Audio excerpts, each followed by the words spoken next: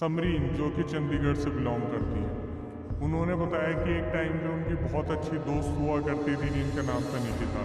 बचपन से ही वो एक स्कूल में थी। 4th क्लास में उन्होंने आपस में आमना सामना किया था और समरीन ने निकिता का थोड़ा सा बिहेवियर बताया कि अक्षय भाई, निकिता जो थी वो शुरू से ही बहुत ज़्यादा एक्टिव रहने वाली थी, जबकि समरीन बहुत ज़्यादा शाय किस्म की हुआ करती थी।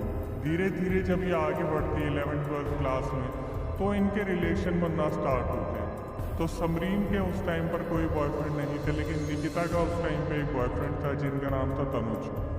तनुज उनकी बहुत ज़्यादा केयर किया करता था, लेकिन धीरे धीरे बोलते ना कि हर रिलेशनशिप में कहीं ना कोई उठक बैठक तो होती रहती है।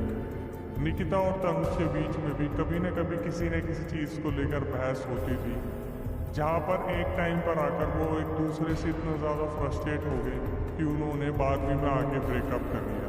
जब निकिता और तनुज का ब्रेकअप हुआ, उस दौरान निकिता बहुत ज़्यादा अपसेट रहने लगी। धीरे धीरे वो जो थी बार बार उस गहराई की ओर जाती जहाँ पर उन्हें बहुत चीज़ें डार्क लगने लगती, मतलब अकेलापन बहुत ज़्यादा सताने लगता है। निकिता इन चीज़ों को कभी कभार समरीन के पास लेके जाती और उनसे डिस्कस किया करती, तो समरीन हमेशा यही एडवाइस देती कि आई थिंक तुझे तनुज से बात कर लेनी चाहिए और तुम दोनों को एक ट्रांसपेरेंसी बनानी चाहिए आपस के रिलेशन में, जिसकी वजह से आगे जाके प्रॉब्लम ना हो। लेकिन जैसे बोलते ना, एक ईगो प्रॉब्लम होती है कि ना तो निकिता ने कभी आगे बढ़ के सॉरी बोला और ना ही तनुज ने कभी निकिता को सॉरी बोला। इसी दौरान क्या हुआ, 12th क्लास में निकिता को एक लड़का मिलता है जिसका नाम है आकिब। आगे बढ़ने से पहले थोड़ा सा इंट्रोडक्शन मैं आपको आकिब का दे देता हूँ। आकिब जो कि उसी स्कूल में थे जहाँ पर निकिता और समरीन पढ़ाई करते थे, तनुज भी उसी स्कूल में था।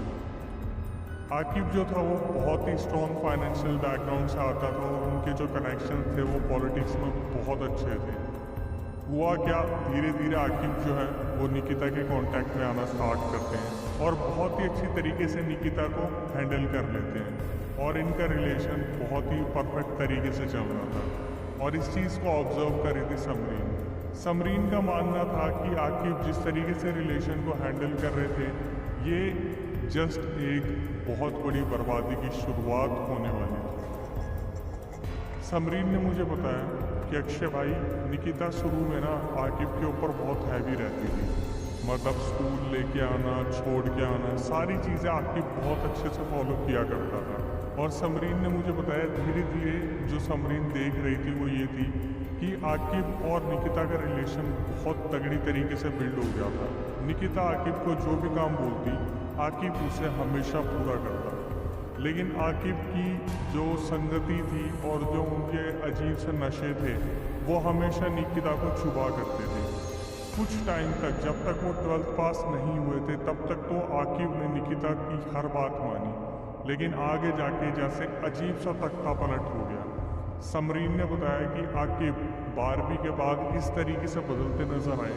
अचानक से उनमें ऐसा ड्रास्टिक चेंज आया जैसे वो निकिता की परवाह ही नहीं करते। हुआ क्या था, जो निकिता थी वो आकिब के ऊपर बहुत ज़्यादा डिपेंडेंट हो गई थी, क्योंकि निकिता का और कोई रिलेशन अगर रहा था तो वो तनुज था, लेकिन तनुज के साथ अब वो बिल्कुल भी नहीं थी। समरीन से जब भी बात हुआ करती थी निकिता की, तो समरीन हमेशा यही बोलती थी कि अगर आकिब से तेरी नहीं बन रही तो तू तनुज से बात कर ले। लेकिन समरीन ने मुझे बताया कि जो आकिब था वो हमेशा 12वीं पास होने के बाद निकिता के ऊपर हावी रहने लगा। जैसे अगर निकिता कभी भी आगे चल के आकिब को बोलती कि ये काम कर लो और आकिब उस चीज़ को नहीं करता, तो इनके बीच में हाथापाई हो जाती और आकिब जो था वो निकिता के ऊपर हाथ छोड़ दिया करता था। सुन के ऐसा लगता है कि क्या स्कूल ऑनगोइंग स्टूडेंट्स ये सब कर सकते हैं, लेकिन समरीन ने मुझे बताया अब ये निकिता के साथ बहुत अक्सर होने लगा था कि वो आकिब को कोई भी चीज़ बोलती थी और आकिब जो था वो निकिता के ऊपर हाथ छोड़ दिया करता था। तनुज ने इस चीज़ को ऑब्जर्व किया कि निकिता काफ़ी टाइम से परेशान रह रही है। ये सब एक ही ग्रुप में थे, इनका रोज़ मिलना जुलना होता था, कहीं ना कहीं फ़ोन पर बातचीत होती थी। और ये बात है 2016 की, जब ये लोग 12th पास आउट करके अपनी लाइफ में आगे बढ़ने की कोशिश कर रहे थे। धीरे धीरे जो है तनुज अपनी गलती स्वीकार करना स्टार्ट करते और वो निकिता के पास आना चाह रहे थे, लेकिन जैसे ही निकिता कैसे भी तनुज से बात करने की कोशिश करती तो आके बीच में आ जाते और वो निकिता को बहुत बुरी तरीके से हार्म किया करते थे। ये चीज़ें कभी कम नहीं हुई, धीरे धीरे ये चीज़ें बढ़ती चली गई और ये चीज़ें होते होते 2016 से 2019 तक ये चीज़ें बहुत तेज़ी से बढ़ती रहीं। अब थोड़ा सा निकिता के बैकग्राउंड के बारे में मैं आपको बता देता हूँ। निकिता हिमाचल से बिलोंग करती थी, उनकी एक बड़ी बहन थी और घर में उनकी मम्मी थी।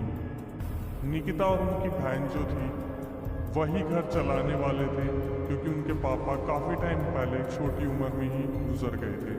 तो ये दोनों बहनें थी, जब स्कूल पास आउट हो गया तो इन्होंने आगे स्टडीज़ को कंटिन्यू करा, ओपन लर्निंग को, बट अपने घर को संभालने के लिए ये दोनों बहनें पूरी तरीके से कामकाज किया करती थी। इन्होंने 3 साल के अंदर इतना पैसा जोड़ लिया था कि 2019 में इन्होंने रेंट के घर से अपना खुद का एक फ्लोर ले लिया था। और समरीन ने मुझे बताया कि अक्षय भाई, मुझे इतना ज़्यादा प्राउड फील हुआ निकिता पे कि इतनी छोटी उम्र में उसने अपनी बहन के साथ मिलकर अपने लिए एक छत ढूंढ ली थी। लेकिन चीज़ें आगे इस तरीके से बद से बदतर होने वाली थी जो बिल्कुल ही समझ के परे थी। फिर समरीन ने बताया कि अक्षय भाई 2019 की बात है, ये डिसीज़न लिया करती थी कि अब वो आकिब से मूव करके तनुज के पास वापस जाएंगी। हालांकि तनुज कैसे भी थे, लेकिन उनकी अपब्रिंगिंग ऐसी नहीं हुई थी कि वो कभी लड़कियों के ऊपर हाथ उठाएं। ठीक है, थोड़ी बहुत नोक झोंक होती थी, लेकिन कभी ऐसा नहीं हुआ करता था। और जब भी निकिता तनुज से बात करने की कोशिश करती थी तो आकिब उनसे हिसाब लिया करते थे कि तेरा कॉल वेटिंग में जा रहा था, तू कहाँ बिजी थी। और धीरे धीरे ये जो चीज़ें थी ये वर्स्ट होने लगी। समरीन इस चीज़ को ऑब्जर्व कर रही थी। हालांकि समरीन और निकिता की जो दोस्ती थी वो बहुत ही ज़्यादा खूबसूरत थी। समरीन ने बताया कि ऐसा कोई दिन नहीं होता था जब ये आपस में फ़ोन पे बात ना करते हो या हमेशा ये कोशिश करते थे कि एक दूसरे से मिले। फाइनली 2020 आ गया और 2020 तक सारी चीज़ें स्टेबल होना शुरू हो गई। जो समरीन थी वो भी एक कंपनी में काम कर रही थी और जो निकिता थी वो एक सैलून में काम कर रही थी। उनकी ट्रेनिंग चल रही थी और साइड में इनका जो रिलेशन था निकिता का वो भी चलने लग रहा था आकिब के साथ। और आकिब कभी कभार ऐसा होता था कि आकिब जो थे वो दिन में छोड़ने आते थे निकिता को, लेने भी आते थे वापस। लेकिन जो आकिब था उसकी एक सबसे गंदी आदत थी, वो थी ड्रिंक करने की। वो सुबह शाम ड्रिंक किया करता था और जब भी निकिता बाइक पे बैठती थी वो बाइक को बहुत तेज़ी से स्पीड में निकाला करता था। कितनी बार ऐसा हुआ था जब इनका एक्सीडेंट होते होते बचा था। और बार बार समरीन के पास ये खबर आती थी कि आज भी बाइक डिसबैलेंस हो गई, आज भी कुछ ना कुछ हो गया, ऐसा हो गया वैसा हो गया। और समरीन हमेशा निकिता को समझाती थी कि अब तेरे को आकिब को कैसे न कैसे टैकल करके उसे बोल देना चाहिए कि तू उसके साथ रिलेशन में नहीं रहना चाहती। लेकिन निकिता के पास कोई ऐसी वजह निकल के नहीं आ रही थी, क्योंकि रिलेशन में ऊंच नीच होती थी। लेकिन निकिता को ऐसा लगता था कि ठीक है, अगर हमारे बीच में कुछ ऐसे हाथापाई या नोक झोंक हो रही है, उसके साथ निकिता कंटिन्यू करना चाहती थी। हालांकि मैं अगर उस जगह होता तो शायद मैं निकिता को कभी ये एडवाइस करता ही नहीं, क्योंकि अगर तनुज वहाँ पे था और तनुज संभाल सकता था तो निकिता को थोड़ा सा देखना चाहिए था कि आप किस तरीके के लड़के के साथ रहना चाहते हो, जो आप पे हाथ उठाएगा या जो आपकी शायद केयर कर सकते हैं। 2020 में धीरे धीरे जैसे इंडिया में कोविड आ रहा था तो चीज़ें रिस्ट्रिक्शंस के साथ चलना स्टार्ट हो गई। और 19 सितंबर को निकिता का बर्थडे था और इन्होंने फैमिली में आपस में बात कर ली थी और पूरा प्लान बन गया था कि 19 तारीख को इन दोनों को ही ऑफ नहीं मिलने वाला था, 20 तारीख को इनकी छुट्टी थी। तो इन्होंने डिसाइड करा, समरीन ने उनकी निकिता की बहन से और मम्मी से बात करी कि मैं आपके घर आऊँगी और फिर हम निकिता का बर्थडे सेलिब्रेट करेंगे। तो जो समरीन थी उन्होंने सबसे पहले डिसाइड करा कि 18 तारीख की रात को, मतलब जब 19 तारीख आएगी, सबसे पहले जो 12 बजेंगे समरीन जो है निकिता को विश करने वाली थी। लेकिन कुछ अजीब सी चीज़ें देखी गई जो समरीन ने ऑब्जर्व की। हुआ क्या, रात के 12 बजे समरीन ने इस चीज़ को ऑब्जर्व करा कि 18 तारीख की रात को जब सब निकिता को बर्थडे विश कर रहे थे, तो निकिता ने बड़ी ही अजीब तरीके से अपनी जो व्हाट्सएप डीपी थी उसे रिमूव कर दिया, और जो स्टेटस वो धीरे धीरे लगा रही थी वो स्टेटस धीरे धीरे रिमूव करने स्टार्ट कर दिया। अब ये चीज़ समझ में नहीं आ रही थी कि ये चीज़ें हो क्या रही। 19 तारीख लगी थी, निकिता का बर्थडे स्टार्ट हो गया था, लेकिन समरीन ऑब्जर्व कर रही थी कि वो व्हाट्सएप पे स्टेटस हटा रही हैं और बायो चेंज कर रही है, उन्होंने प्रोफाइल भी हटा ली। तो समरीन ने क्या करा, अचानक से निकिता को फ़ोन मिलाया, बट आई थिंक निकिता तब तक सो चुकी थी। तो समरीन ने भी यही सोचा कि यार मैं सुबह बात करूँगी, अभी बात करना ठीक नहीं रहेगा, शायद वो सो गई है। 19 तारीख की सुबह समरीन निकिता को कॉल करती है और बर्थडे विश करती हैं और उन्हें बहुत सारी बधाइयाँ देती हैं। तो उस टाइम पर जो निकिता थी वो भी अपने सैलून में थी, तो वो यही बोलती कि ठीक है शाम को मिलते हैं और शाम को हम एंजॉय करेंगे। तो हुआ क्या, समरीन ने एक बार निकलने से पहले टाइम कंफर्मेशन के लिए निकिता के पास कॉल किया आफ्टरनून में, जब तक उनका बर्थडे सेलिब्रेट हो चुका था सैलून में। तो जब निकिता को फ़ोन करा तो निकिता का मूड बहुत ज़्यादा फेडअप हो रहा था। समरीन ने निकिता से पूछा कि क्या हुआ, तेरा मूड इतना ख़राब क्यों है। तो उसे वीडियो कॉल में फटाफट कन्वर्ट करा गया व्हाट्सएप पे, और जब वो कॉल व्हाट्सएप पे कन्वर्ट हुई तो देखा गया कि निकिता का जो फेस है वो वीडियो कॉल पर बहुत ही ज़्यादा उतरा हुआ है। तो समरीन जो है निकिता से पूछती है कि क्या हुआ, तेरा मूड क्यों उतरा हुआ है, सब ठीक है। तो निकिता उनके सामने अजीब अजीब सी स्टेटमेंट रखती है, वो बोलती है कि यार सैलून के जो लोग हैं ना बड़े पागल लोग हैं। तो समरीन पूछती है निकिता से क्या हुआ, तो निकिता बताती कि मेरे लिए केक लेके आए रेड वेलवेट का, और उस पर एक टैगलाइन लिखी हुई थी कि निकिता का हुआ एक्सीडेंट, सर फटने से हुई मौत। और जब निकिता ने ये चीज़ समरीन को बताई तो समरीन बहुत ज़्यादा बौखला गई थी कि ये पागल पागल लोग हैं क्या, ऐसे कौन फन करता है। तो निकिता ने बोला यार ये सबके बर्थडे पर ना ऐसी टैगलाइन लिखवा के लेके आते हैं, कोई नहीं खाए ठीक है। तो निकलने से पहले समरीन ने निकिता को फ़ोन किया और बोला कि अब कहाँ मिलना है। तो निकिता ने बोला सुन बहन, मेरे घर पे ना कुछ प्रॉब्लम है, तो एक काम करती हूँ मैं ना तुझे कल मिलती हूँ, कल 20 तारीख है ना, हम घूमने जाएंगे, आज शाम का सेलिब्रेशन कैंसिल करते हैं और हम कल चलेंगे। तो समरीन ने भी इस चीज़ को बहुत अच्छे से समझा कि यार फैमिली में कुछ प्रॉब्लम है, मे बी आपस में बहन की कोई बात हुई हो। तो जो समरीन थी वो वापस आ जाती है, लेकिन जब वो वापस आ रही थी तो उनके दिमाग में ना बार बार कुछ अजीब अजीब सी चीज़ें चल रही थी कि यार कि टैगलाइन ऐसे कौन देता है, कहीं ऐसा तो नहीं है कि कोई चीज़ सच हो जाए, कि कहीं इनका जो बॉयफ्रेंड है आके वो निकिता को लेने आए बाइक पे और कहीं तेज़ चलाए, कहीं कुछ झटका हो जाए। तो समरीन फिर दोबारा निकिता को कॉल करती है और बोलती है कि तू ठीक है ना, तेरे दिमाग में सब पॉजिटिव है ना। तो वहाँ पर निकिता जो है वो एक कंफर्मेशन देती है कि हाँ ठीक है, टेंशन मत ले, मैं दीदी के साथ जा रही हूँ। मतलब जो बड़ी दीदी थी निकिता की वो उन्हें लेने आई थी और उन्हीं के साथ जा रही थी। यहाँ से जो समरीन थी वो थोड़ा सा टेंशन फ्री हो जाती कि चलो ठीक है, अब दीदी के साथ जा रही है तो वो पागल का बच्चा नहीं आया जो बाइक पे एक्सीडेंट करने के चांसेस बना सकता था।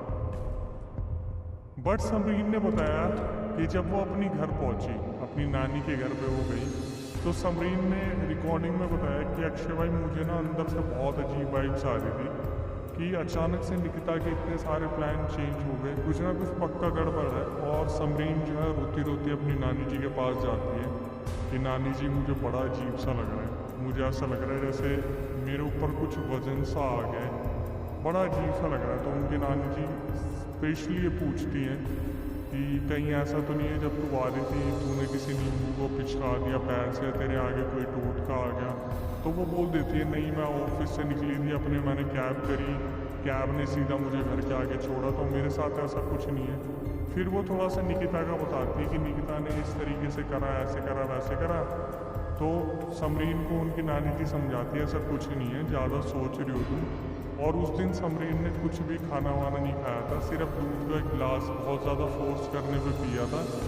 और उसके बाद वो रात को 11:30-12 बजे देखने लगी कि अभी तक जो है निकिता ने कितने स्टेटस अपडेट किए हैं बर्थडे विशेस के। तो वो देखती है कि एक भी स्टेटस नहीं था, डीपी रिमूव हो रखी थी और जो बायो था वहाँ लिखा हुआ था only rest in peace. Samreen और भी ज़्यादा नेगेटिव हो गई और उन्होंने क्या करा, अपना फ़ोन जो है स्विच ऑफ करा और साइड में रख दिया कि सुबह जब मैं उठूँगी तो सीधा मैं निकिता से बात करूँगी, देखेंगे क्या होगा। 6:30-7 बजे जब उनकी आँख खुलती है तो समरीन ने बताया कि उन्हें ऐसा लगा जैसे किसी ने धक्का दे के उन्हें उठाया। तो वो उठती है, अचानक से देखती है आज तो छुट्टी है और उन्हें अफसोस होता है कि यार मैंने फ़ोन एकदम से साइलेंट पे रखा, स्विच ऑफ कर दिया, तो देखा स्विच ऑफ है। वो ऑन करती हैं और वो देखती है कि उनके फ़ोन पे मैसेजेस आने स्टार्ट होते हैं कि दुनिया भर की मिस कॉल्स आ रखी हैं। आकिब की भी आ रखी थी, तनुज की भी आ रखी थी, जो निकिता थी उनकी बहन की मिस कॉल आ रखी थी और बहुत सारे फ्रेंड्स की मिस कॉल आ रखी थी। तो उन्होंने जब अपना फ़ोन ऑन करा, सबसे पहले व्हाट्सएप ऑन करा तो देखा आकिब ने एक मैसेज लिखा हुआ है कि समरीन जितने भी आपने विशेष डाल रखे अपने स्टेटस पे, आप प्लीज़ उन्हें रिमूव कर दो क्योंकि अब निकिता हमारे बीच नहीं रही है। समरीन ने ये चीज़ देखी और उनके दिमाग में आज से 1-2 साल पहले वाला मजाक आ गया कि आकिब की बार बार प्रैंक करने की आदत थी। उन्होंने पहले भी निकिता का एक बार एक्सीडेंट हुआ था और उन्होंने लिख दिया था कि निकिता कोमा में चली गई है। तो जब समरीन ने निकिता के घर पे फ़ोन किया था तो उन्हें पता चला कि ये सब प्रैंक है, ऐसा कुछ भी नहीं हुआ। तो अचानक से समरीन को लगता है आकिब फिर दोबारा प्रैंक कर रहे हैं और वो कॉल करती हैं तो आकिब वहाँ से कॉल पिक नहीं करते, ऑब्वियसली शायद वो सो रहे थे।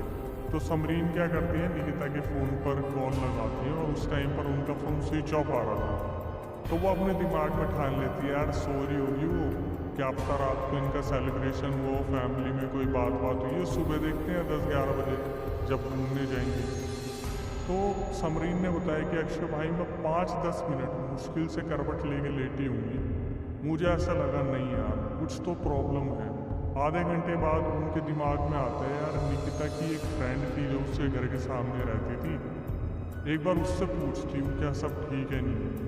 तो समरीन फ़ोन उठाती है और उनकी फ्रेंड को कॉल करती है और बोलती है यार ये जो आकिब है ना ऐसा ऐसा मजाक कर रहा है मेरे साथ, बताना क्या सब ठीक है।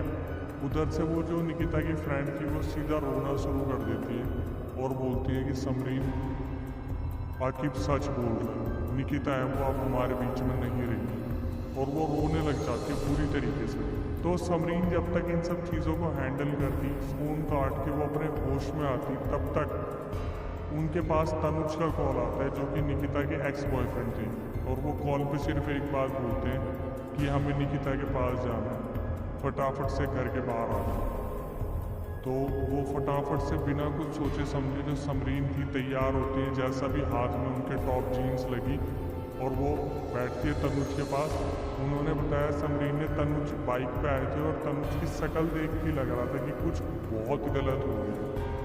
तो समरीन बाइक पे बैठती है और फटाफट से फ़ोन मिला के निकिता की सिस्टर को, निकिता की सिस्टर फ़ोन उठा के बोलती है जो कि हॉस्पिटल में थी कि बेटा कुछ भी ऐसा नहीं हुआ है और जो अपनी निकिता है वो पहले सीरियस थी, अब तो बिल्कुल ठीक है, तो हॉस्पिटल आ जा।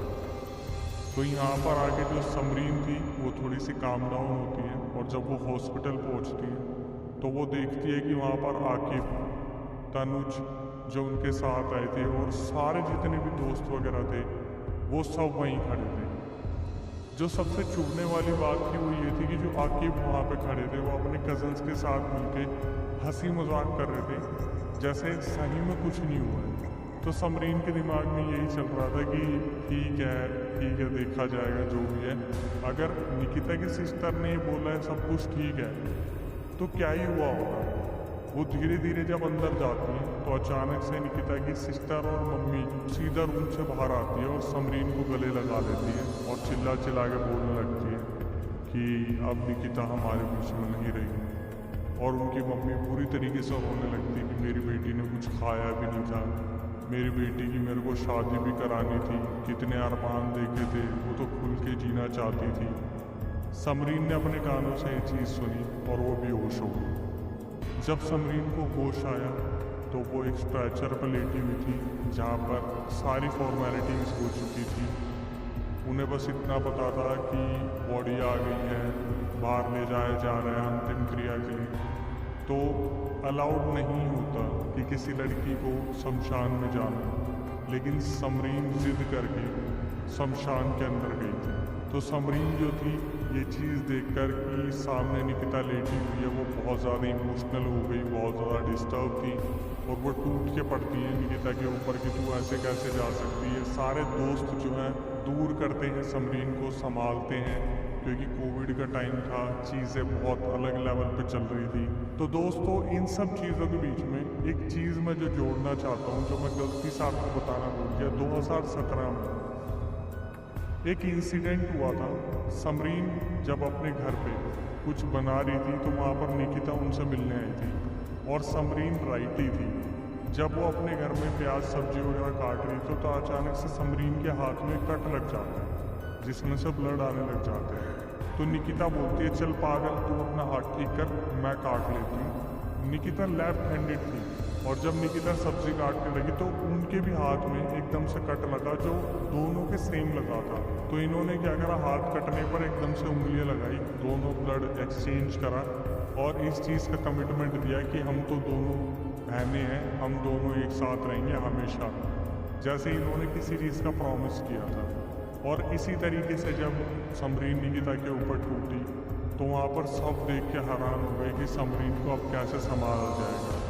हालांकि समरीन को संभाला गया। तो जब समरीन ने एक्चुअली में निकिता की बहन से पता करने की कोशिश की कि निकिता के साथ हुआ क्या था, तो उनकी बहन ने बताया कि रात को आकिब आया था, बहुत लड़ रहा था, उसने बहुत ड्रिंक कर रखी थी और वो बार बार निकिता को फोर्स कर रहा था कि मेरे साथ चल, मेरे साथ चल, मैं तुझे घुमाने लेने आया, हम चलेंगे, हम बाहर घूम के आएंगे। निकिता के फैमिली मेम्बर्स ने बहुत मना करा लेकिन निकिता कैसे भी करके एग्री हो गई। और जब वो बाइक पे जा रही थी तो आकिब बहुत तेज बाइक चला रहा था और अचानक से उनका, जहाँ पर वो रोड पे जा रहे थे, उनका एक्सीडेंट हुआ जहाँ पर निकिता गिरी और लगे हाथ उन्होंने इस दुनिया को अलविदा कर दिया। समरीन को ये सुनकर बहुत गुस्सा आ रहा था, बहुत ज़्यादा, क्योंकि आकिब सामने खड़ा होकर अपने कज़न्स के साथ मस्ती मजाक कर रहा था और समरीन के दिल में जैसे आग से लग रही थी कि इस इंसान को अगर मैं आज पीटना शुरू करूं तो शायद अगले 6 महीने तक मैं पीटना बंद ना करूं उस इंसान को, क्योंकि इस चीज़ के बाद भी आकिब को कोई फ़र्क नहीं पड़ा।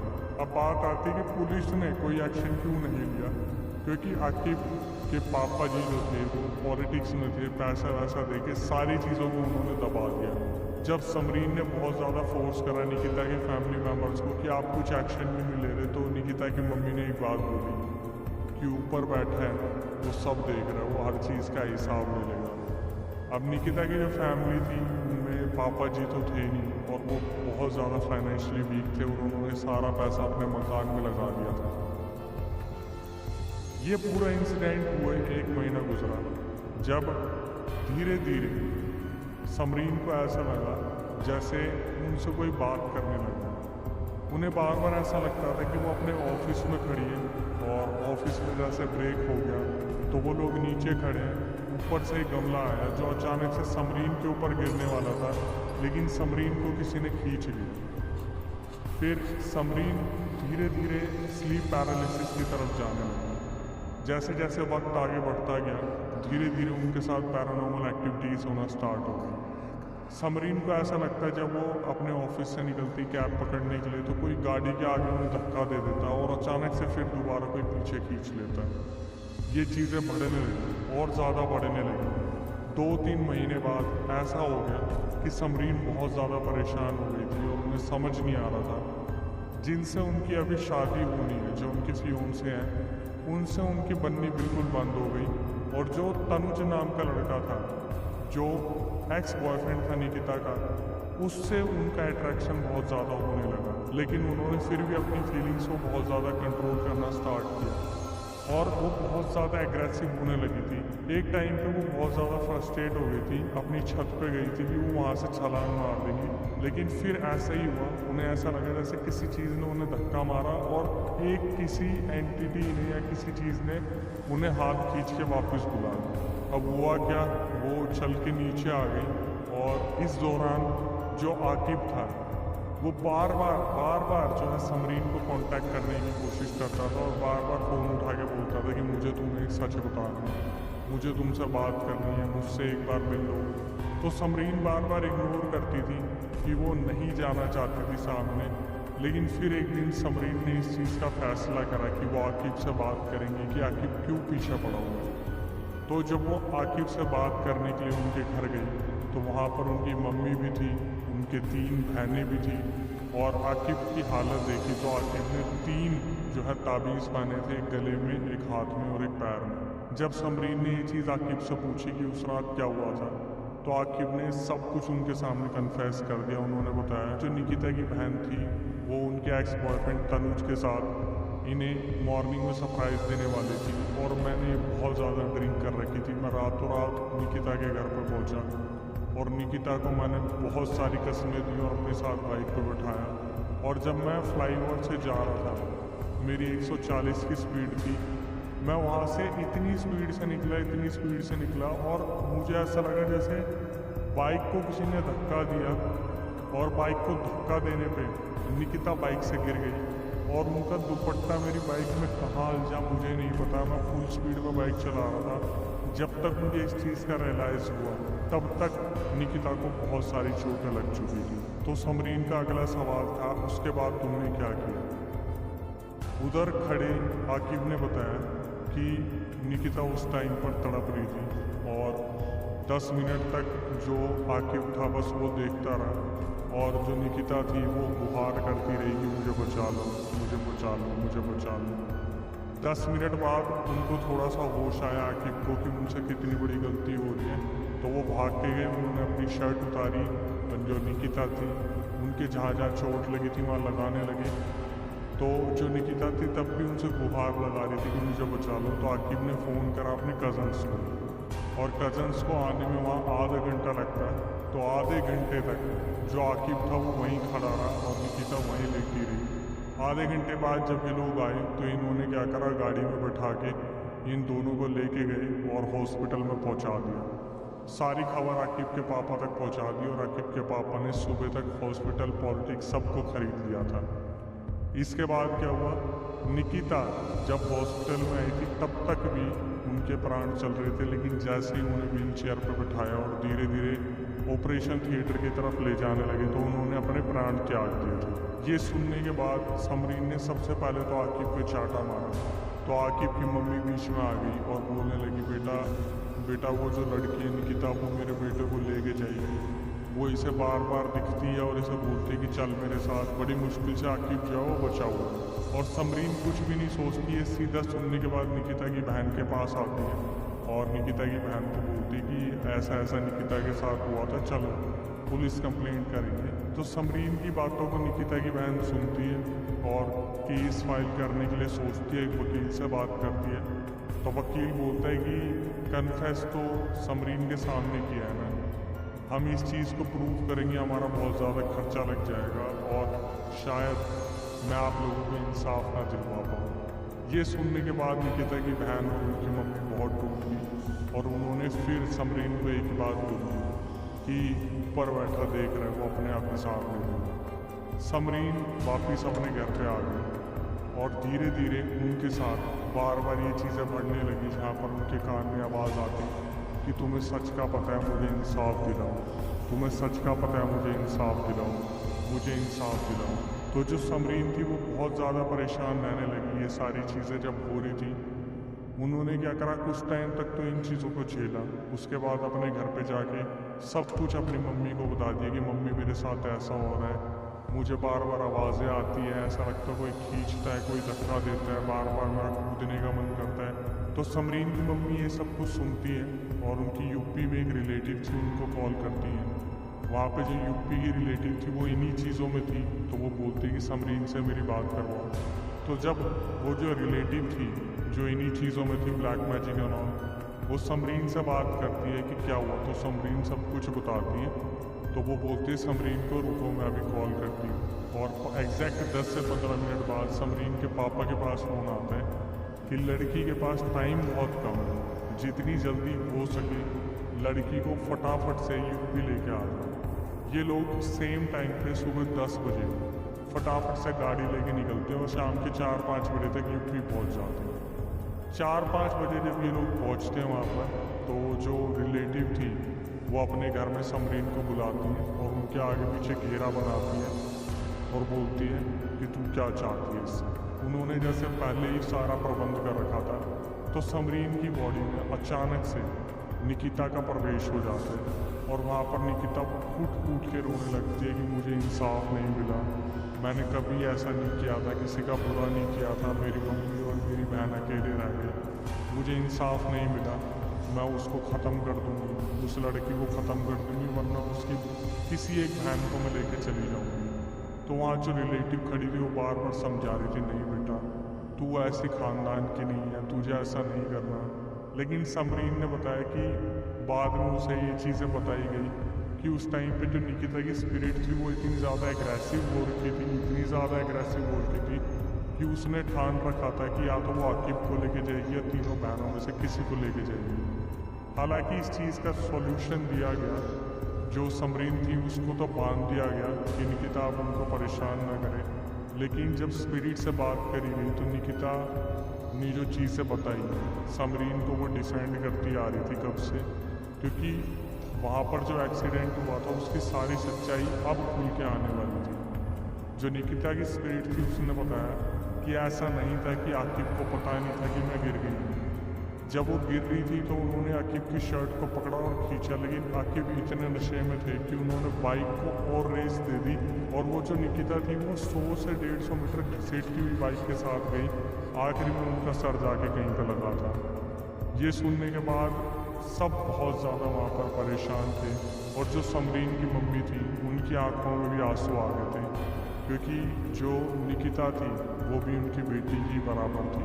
निकिता की स्पिरिट ने बताया कि एक्चुअली में वो आकिब की वजह से एक्सीडेंट नहीं हुआ था। उस हाईवे पे आए दिन किसी न किसी का एक्सीडेंट होता था, वहाँ पर बहुत सारी इवल स्पिरिट्स थी जिन्होंने जब देखा कि आकिब नशे में है तो उन्होंने क्या करा, बाइक की तरफ पुश किया और बाइक डिसबैलेंस होने की वजह से निकिता गिर गई और पूरा का पूरा इस तरीके से इंसिडेंट हुआ था। लेकिन जो आकिब ने उनकी हेल्प नहीं करी थी उसका बदला निकिता की स्पिरिट को लेना था। समरीन को पूरी तरीके से बांध दिया गया और समरीन को अपने घर भेज दिया गया। 1 साल तक निकिता का कोई भी आभास समरीन को नहीं हुआ। चीज़ें धीरे धीरे अपने ट्रैक पे आ गई। एक दिन समरीन ने बताया कि अक्षय भाई, मैं अपनी मम्मी के साथ सब्जियां लेने गई थी मार्केट में, तो मैंने एक लड़की को देखा जो पागलों की तरफ मेरी तरफ भागती आ रही थी। जब वो भागती आ रही थी तो समरीन ने बताया कि मैं बहुत ज़्यादा डर गई थी। मैंने पास से जब देखा तो वो एक लड़की थी जिसके सारे बाल फैले पड़े थे, आंखों के नीचे डार्क सर्कल्स थे, बिल्कुल पागल हो रखी थी वो। और वो और कोई नहीं थी, वो आकिब की उससे छोटी वाली बहन थी, तीनों बहनों में से सबसे बड़ी वाली बहन। तो वो आके समरीन को बोलती है कि मेरे पे कोई भरोसा नहीं कर रहा, वो मुझे ले जाएगी, प्लीज़ मुझे बचा लो, प्लीज़ मुझे बचा लो। तो जो समरीन की मम्मी थी वो एकदम से हटाती है, हट मेरी बेटी से, और वो अपनी बेटी को लेके चली जाती है। उसके बाद क्या हुआ, जो आकिब की बहन थी उसका इलाज चंडीगढ़ के पीजीआई हॉस्पिटल में ना करवा के उनकी मम्मी उन्हें यूपी लेके चली गई और वहाँ पर जाके उनकी जो बहन थी, बस ये खबर आया कि आकिब की बहन ने वहाँ पर दम तोड़ दिया। और एक्चुअली में हुआ क्या था कि निकिता किसी एक की बलि मांग रही थी, चाहे वो आकिब होता चाहे उनकी बहन होती। लेकिन समरीन ने बताया कि हमारे समाज में लड़कों को बचाने के लिए किसी की भी बलि दी जा सकती है, क्योंकि लड़का इकलौता था, लड़कियां 3 थी, तो सबसे बड़ी वाली बहन की बलि दे दी गई थी। अब जो चीज़ें हैं वो और भी दहलाने वाली आई हैं कि निकिता और आकिब की जो बहन है सबसे बड़ी वाली, जिन्होंने उत्तर प्रदेश में अपना दम तोड़ दिया, वो बार बार आकिब की मम्मी और पापा के सपने में जाके बोलते हैं कि हमें पूरा हिसाब चाहिए। और आकिब की बहन उनसे पूछते कि मेरी क्या गलती थी जो तुमने आकिब के बदले मेरी बलि दे दी। और ये चीज़ें अभी भी उनकी फैमिली के साथ रुकी नहीं है। हालांकि समरीन जो है वो बिल्कुल ठीक है और बाकी सब ठीक है, बस अगर किसी के साथ कुछ हो रहा है तो वो आकिब की फैमिली और उनके साथ होना बनता है। तो आखिरी में आके मैं यही moral of the story conclusion दूंगा कि अब आप इतने छोटे नहीं रहे, आपको समझ में आ जाना चाहिए कि कौन आपके लिए अच्छा है कौन बुरा है। अपने माँ बाप के अलावा आपका कोई भी सगा नहीं है और सच में जो चीज़ है कि ऊपर बैठा कोई ना कोई तो है जो हर चीज़ का हिसाब आपसे लेगा। तो थोड़ा सा सोच समझ कि आज आप पूरा अगर